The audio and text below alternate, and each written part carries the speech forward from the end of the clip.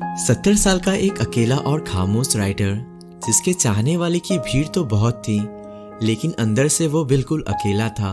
और एक दिन उसके इस अकेले जिंदगी में इंगियो नाम की महज 17 साल की लड़की आती है, जिसकी खूबसूरती का सुरूर उसकी खामोश जिंदगी में हंसी के फूल बिखेर देते हैं। एक अजब सी जंग छिड़ी है इंगियो के यादों को लेकर, जैसे कि उन्हें सामने देखकर राइटर ली की तलाश खत्म हो गई हो। पर अब देखना यह है कि क्या इन दोनों का प्यार आखिर कब तक रह पाएगा। अपनी किताबों में खोया हुआ ली चौकियो, जिसने अपने जिंदगी के एहसास और ख्वाबों को बक्से में बंद कर दिया है, मुस्कुराना तो जैसे उसे आता ही ना हो। लेकिन उसके अकेले जिंदगी में एक शख्स और होता है, शो जीवो, जो उसकी देखभाल करता है। जीवो एक राइटर है। हाल ही में उसकी बुक पब्लिश हुई है। मीटिंग से लौटते वक्त ली देखता है कि उसके घर के बाहर कोई लड़की सफेद कपड़े में चेयर पर लेटी है। सामने लगे शीशे पर जब ली की नजर जाती है तो उसमें उस लड़की का चेहरा दिखाई पड़ता है। उसके हसीन चेहरे, बिखरी हुई खुशबू, ली की नजर ही नहीं हटती। तभी जीवो आकर उस लड़की को उठा देता है। जीवो के पूछने पर वो बताती है कि वो बहुत थक गई थी, जिस वजह से वो पीछे के रास्ते से आकर वहां लेट गई है और फिर वापस जंगल के रास्ते से चली जाती है। शाम में साथ बैठे ली और जीवो शराब पीते हैं। दरअसल जीवो की एक किताब बेस्ट सेलर बन गई थी। इसी बीच जीवो उस इंगियो का जिक्र ली से करता है और कहता है कि वो उसे दोबारा मिली थी। ये सुनते ही राइटर ली की खामोशी से सांसें ठहरने लगा। वो अभी भी इंगियो की आंखें, आवाज, उसके घर में पहले दस्तक का महसूस कर रहा होता है। बिना सोचे समझे उस लड़की को अपने घर काम करने के लिए रख लेता।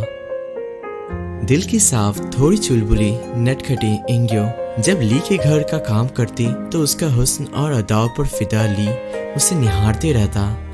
धीरे धीरे ली और इंगियो की नजदीकियां बढ़ने लगी। दोनों को साथ रहना अच्छा लग रहा है। एक रात बहुत बारिश में इंगियो ली के घर आती है। इंगियो ली से पूछती है कि क्या वो एक रात के लिए उसके घर पर रुक सकती, लेकिन ली के मन में बहुत से सवाल थे और वो सवाल तब खत्म होते हैं जब वो इंगियो के गालों पे थप्पड़ का निशान देखता है। ली के बहुत पूछने पर इंगियो उसे बताती है कि उसकी माँ ने उसे बहुत मारा है और अब वो घर नहीं जाना चाहती। ली उसे अंदर बुला लेता है और अपने कपड़े देके उसके कपड़े सुखाने लगता है। इंगियो वहीं सोफे पे सो जाती है।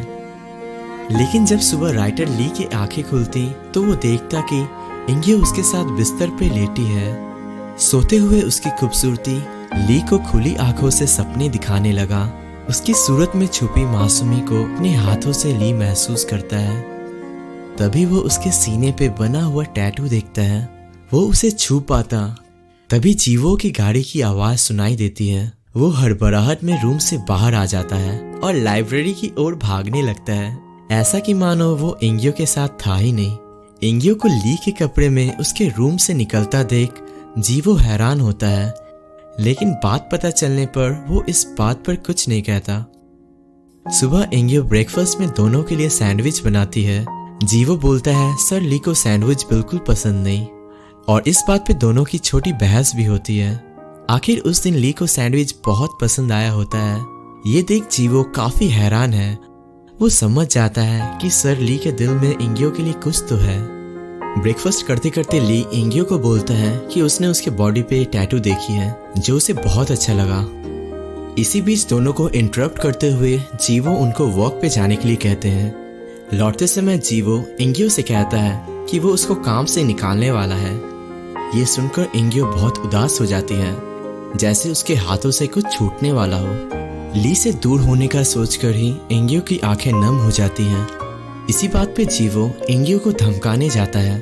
अचानक जीवो को ऐसे देखकर इंगियो डर जाती है और उसके हाथ से शीशा गिर जाता है जो कि पुश्तैनी है, उसके माँ ने इंगियो को दिया था। जीवो उसे समझाता है कि वो उसे नया ला देगा, पर इंगियो नहीं मानती। तभी ली ये सब देखकर अपनी जान पर खेलकर उस शीशे को वापस लेकर आता है। ली की अपने लिए फिक्र देख इंगियो ली के बाहों में लिपट जाती है। अगले दिन जब इंगियो ली के घर जाती है तो ली के सीने पर टैटू बनाने का जिद करती है। पहले तो ली मना करता, पर बाद में वो भी मान जाता है और इंगियो की गोदी में लेटकर टैटू बनवाने लगता है। टैटू बनवाने वक्त ली की आंख लग जाती है और जब आंखें खुलती है तो वो देखता है कि शीशे के सामने एक नौजवान लड़का खड़ा है।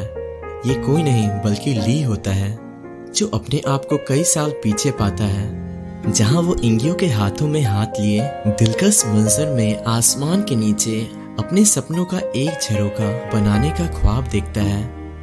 अपने इन ख्वाबों को ली कलम के जरिए पन्नों पे उतारना चाहता है और इस किताब का नाम इंगियो रखता है। इंगियो और ली की बढ़ती नजदीकियों से परेशान जीवो अपनी किताब लिखने की कोशिश कर रहा है, लेकिन अपने कोशिश में हर बार नाकाम होकर जीवो इंगियो को अपने घर झूठ बोलकर बुलाता है और शीशे वाले बात से नाराज अपना सारा गुस्सा इंगियो पे उतार देता है। इसी लड़ाई के बीच इंगियो के सीने में उसका बैग चुभ जाता है और खून निकलने लगता है। जब इंगियो उस खून को साफ कर रही होती है तो इंगियो के सीने पे बना टैटू जीवो देख लेता है। इसी दौरान इंगियो रोते हुए जीवो से कहती है, एक इंजीनियर कभी किसी के जज्बातों को समझ नहीं सकता, और वहां से चली जाती है। अगले दिन इंगियो ली के घर काम करती तो जीवो उसको फिर से परेशान करने लगता। दोनों के बीच लड़ाई में टेबल पे रखी बुक गिर जाती है। जीवो ये बुक देख के हैरान है। ये बुक इंगियो है जो ली ने लिखी थी। सर ली के अचानक वहां आ जाने से जीवो हड़बड़ाहट में उस बुक को वहीं टेबल पर रख देता है। अब जीवो ली को होने वाले मीटिंग के बारे में बता रहा है। मीटिंग खत्म करने के बाद ली अपने फेवरेट रेस्टोरेंट में खाना खाने के लिए जाने वाला था। वहीं खड़ी इंगियो भी उसके साथ जाने की जिद करती है, लेकिन जीवो उसे मना कर देता है। पर ली उसको स्कूल के बाद साथ ले जाने की बात कहता है। मीटिंग में बैठे ली का मन इस बात से परेशान था कि वो कब मीटिंग खत्म हो और वो इंगियो के साथ डेट पे जाए। ली भले ही मीटिंग में था, पर उसका मन अभी भी इंगियो के पास है। सर ली आंखें बंद करते तो यही सोचते कि आज कितना अच्छा दिन है, वो इंगियो के साथ अकेले वक्त बिताएगा। इसी बीच ली एक्साइटमेंट में अपने सीने पे बना टैटू सभी लोगों को दिखा देते हैं। वहीं खड़ा जीवो टैटू देख समझ जाता है कि ये काम इंगियो का है और गुस्से में वहां से चला जाता है। इधर इंगियो का इंतजार कर रहा ली इंगियो के स्कूल खत्म होने पे उसे डिनर पर ले जाता है। इंगियो खाना खा रही होती है और ली उसके होठों से निकले हर लफ्जों को अपने आंखों में ऐसे बसा रहा होता है मानो जैसे उस एक एक पल को अपने सीने में कैद करना चाहता हो। वहीं गुस्से में पागल जीवो ली की लिखी बुक चुरा लेता है। कुछ दिनों बाद लिटरेरी कॉमेडी का हेड ली से मिलने आते हैं और वो बताते हैं जीवो ने इंगियो नाम की बुक पब्लिश की है। ये सुनकर ली जीवो की पब्लिश बुक खरीदने के लिए स्टोर पहुंचता है और बुक पे लिखे एक एक शब्दों से वो समझ जाता है जीवो ने उसकी बुक चुरा ली है। अगले दिन जब जीवो ली के घर आता है तो टेबल पे अपनी बुक रखी देख समझ जाता है कि उसकी चोरी पकड़ी गई और ली से कहता है कि वो इस बुक को कभी नहीं छाप पाता। इतनी खूबसूरती से लिखे एहसासों को कैसे किसी बक्से में बंद होने दे सकता है। ली जीवो से कहता है उसे कोई हक नहीं उसकी बुक चोरी करने का, तुम कभी एक राइटर बनने के लायक थे ही नहीं। दरअसल जीवो की पब्लिश हुई बुक द हर्ट ली ने ही लिखी थी, जिसको जीवो के नाम पे पब्लिश करवाया गया था। इस बात पे गुस्सा जीवो ली से कहता है कि इंगियो और उसका रिश्ता बेवकूफ़ी है, ये प्यार नहीं, दुनिया की नज़रों में ये बस गंदगी भरा खेल है। ये सुनकर ही ली जीवो को थप्पड़ मार देता है। वहाँ पास खड़े इंगियो दोनों के बीच चल रही लड़ाई देख डर के चली जाती है। ली ने अपने आप को घर के अंदर लॉक कर लिया था। उस दिन रात में दोबारा ली के घर आती है। वो जानता था इंगियो ली का वो सपना है जिसे वो सिर्फ देख सकता है लेकिन उसे जी नहीं सकता। वहीं बाहर खड़े इंगियो अपने नाम की बुक देख उसे पढ़ने लगती है। अपने बारे में लिखी इतनी खूबसूरत बातें इंगियो जीवो से इम्प्रेस हो जाती है, लेकिन उसके मन में आ रहा ये सवाल कि आखिर जीवो को ये सब बातें कैसे पता। अपने सवालों का जवाब मांगने इंगियो जीवो के घर जाती है और जीवो से पूछती है कि आखिर उसे उसके बारे में इतना सब कैसे पता।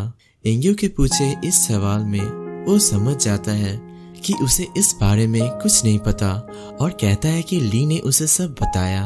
घर वापस जाते वक्त जीवो इंग्यो से पूछता है कि वो उसे घर छोड़ दे। आज इंग्यो उसे मना नहीं कर पाती। अगले दिन जीवो ये जानकर हैरान होता है कि इंग्यो बुक ने लिटरेरी अवार्ड जीता है। इस अवार्ड शो में ली को बतौर चीफ गेस्ट बुलाया जाता है, पर कभी किसी अवार्ड शो में ना जाने वाला ली उस दिन इंग्यो के लिए आता है और वहाँ मौजूद लोगों को उस किताब के कुछ पन्ने पढ़ के समझाता है कि जिंदगी में मोहब्बत से कई सालों तक बिछड़े और अकेले जज्बातों को जो अपनी सच्चाई से सुकून दे वो है इंग्यो, जिसकी आंखों में देख दिल में दबे बरसों एहसास बोल उठे वो है इंग्यो। ली ने इस किताब को अपने हाथों से तो लिखा था, लेकिन इस लिखावट में बेपनाह मोहब्बत थी। कुछ दिन बीत गए हैं, इंग्यो फिर ली के घर आई है। उस दिन ली का जन्मदिन था। ली और इंग्यो साथ में सेलिब्रेट कर रहे होते हैं। तभी जीवो वहां आता है और ली को विश करके जाने लगता है। टेबल पर रखे केक को देख इंग्यो से कहता है, सर ली डायबिटिक है। जीवो की ये फिक्र देख जीवो को रुकने के लिए कहता है। फिर साथ में डिनर करने के कुछ देर बाद इंग्यो ली को सुलाकर वहां से चली जाती है। उधर गलतफहमी में बैठे इंग्यो कि जीवो के मन में उसके लिए प्यार है और पार्टी के बाद दोनों इंटीमेट हो जाते हैं। दूसरी तरफ खिड़की से छिपकर ये सब देख रहा ली अपने होश खो देता है और गुस्से में ली जीवो की गाड़ी को पंचर कर उसकी गाड़ी में कुछ बदल देता है। अगली सुबह जब जीवो गाड़ी लेके निकलता है तो वो गाड़ी झाड़ में जाके एक्सीडेंट हो जाती है, पर उसे एक भी खरोच नहीं आता। जब वो गाड़ी ठीक करवाने जाता है तो उसे पता लगता है कि किसी ने जानकर गाड़ी से छेड़छाड़ की है। जीवो समझ जाता है कि ये सर ली ने किया है। जीवो गुस्से में ली के पास जा रहा होता है, तभी उसका बहुत बड़ा एक्सीडेंट हो जाता है और वो मर जाता है। वहाँ दूसरी तरफ ली इंग्यो को वॉइसमेल में कहता है कि उसने जीवो को मार दिया। इंग्यो बहुत डरी हुई है और उस दिन के बाद से वो कभी ली से नहीं मिलती। लेकिन एक दिन इंग्यो उस पे लिखी बुक को फिर से ढूंढती है। उसमें कुछ पन्नों को पढ़कर वो समझ जाती है कि ये किताब जीवो ने नहीं बल्कि ली ने लिखी थी, क्योंकि किताब पे लिखे अपने उन जज्बातों को इंग्यो ने कभी बयां ही नहीं किया, तो कोई कैसे लिख सकता है। सालों बीत गए। वो घर जिसमें एक लड़की की वजह से मुस्कुराहट का शोर था, आज वो किसी बंजर जमीन की तरह खाली और गुमनाम था। चारों ओर शराब की बोतलें प्यार की खुशबुओं को मिटाता हुआ हर जगह फैल रहा है। घर आए इंग्यो ये सब देख उस घर में बिताए लम्हों को अपनी नम आंखों से याद करती है। ली को ढूंढते हुए इंग्यो की नजर स्टडी रूम में लेटे ली पे पड़ती है। ली के पास इंग्यो जाती और उसे माफी मांगते हुए कहती है, मैंने आपकी लिखी किताबों के पन्नों को बिखेर दिया। उन लम्हों को मैं वापस नहीं ला सकती, पर मैं सिर्फ आपकी हूँ और सिर्फ आपकी ही रहूंगी। मुझे इतना खास बनाने के लिए शुक्रिया। ये सब सुन रहा ली एक बार भी इंग्यो की तरफ नहीं देखता। वो जानता था पीछे मुड़ना और ना मुड़ना एक सा था, वो कभी एक नहीं हो पाएंगे। ली को यूं खामोश देख इंग्यो आगे बिना कुछ कहे वहां से चली जाती है। आखिर पास होकर भी दोनों की ये मजबूरियां दोनों को अलग कर रहे हैं और कहानी यहीं खत्म हो जाती है।